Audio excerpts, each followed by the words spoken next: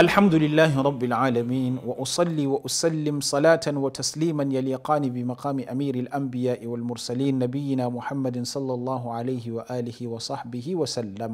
‘Yan uwa masu kallon mu da sauraron mu muna gai muku gaisuwa irin ta addinin musulunci. Assalamu alaikum wa rahmatullahi wa barakatuh. Godiya ta tabbata ga Allah subhanahu wa ta'ala da ya ba mu zarafi da dama na kasancewa a wannan bigire ba dan komai ba sai dan tattaunawa a cikin wannan fili namu na mu gudu tare mu tsira tare. Kamar yadda muka sani, fili ne da muke tattaunawa akan wasu laifuka da ka iya gadarwa da ɗan adam zunubi, ka iya gadarwa da ɗan adam fishi da kuma azabar Allah subhanahu wa ta'ala. To mukan tattauna irin waɗannan ababe ne ba don komai ba sai don mu guje su. Ka'idar ina sanin sharri ne don in guji sharrin ba don in aikata shi ba. To a yau ma insha Allahu akwai wani zunubi ko kuma wani aiki da wasu sashin mu suke aikatawa wanda kuskure ne, zunubi ne, Allah subhanahu wa ta'ala bai san shi, sannan kuma nau'i ne na zalunci. Nau'i ne na zalunci. Menene wannan? Shine abin da ake ce mishi matsalul gani, jan kafar mai wadatacce wurin biyan bashi. Ma'ana mai wadata ne ana bin shi bashi amma sai ya ringa jan kafa wurin biyan wannan bashin ba tare da kuma uzuri ba. Haka kawai yana da halin ya biya wannan bashin amma ya ƙi biya. To wannan na farko zalunci ne. Na biyu tauye haƙƙin wanda yake bin bashin ne, domin yakan iya shi ma jefa shi a cikin wani hali na ƙaƙanikayi. Sannan kuma na uku rashin tausayi ne, domin in ba rashin tausayi ba me zai sa ka riƙewa mara ƙarfi ainihin dukiyar, ko da ma yana da ƙarfi ka riƙe masa dukiya bayan gashi Allah subhanahu wa ta'ala ya hore maka abin da za ka iya biya. Sannan abu na hudu, ƙin wannan biyan bashi da wuri yana gwada ma mutum wasa da girman bashi, domin bashi abu ne mai girma wanda ka iya jawo ma mutum matsala har ta a cikin kabarinsa.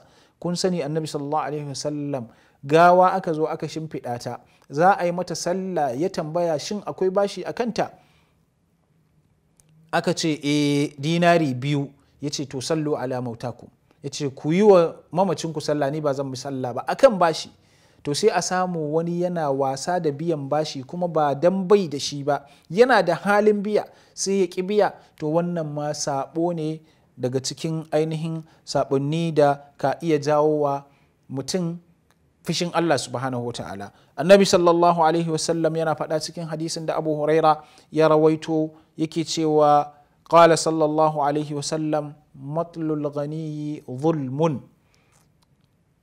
Ya ce jan kafar mai wadatacce wurin biyan bashi, jan kafar mai wadata wurin biyan bashi zalunci ne.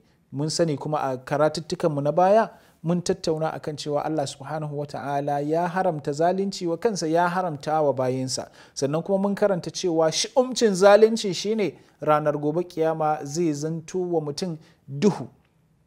Saboda haka duk abin da kasancewa zalunci ne, kama daga irin wannan ne na ƙin biyan bashi kana da hali, to karka yadda ka fada ciki. Idan ko ka fada ciki, to ka fada cikin zalunci wanda Allah subhanahu wa ta'ala ba zai kyale ka ba, tun da haƙƙi ne na ɗan adam a kanka. Ko da ka biya ka cutatar da shi. Saboda haka mu yi ƙoƙari mu guji ire-iren waɗannan abubuwa, domin so da dama irin wannan yana faruwa a cikin al'ummarmu.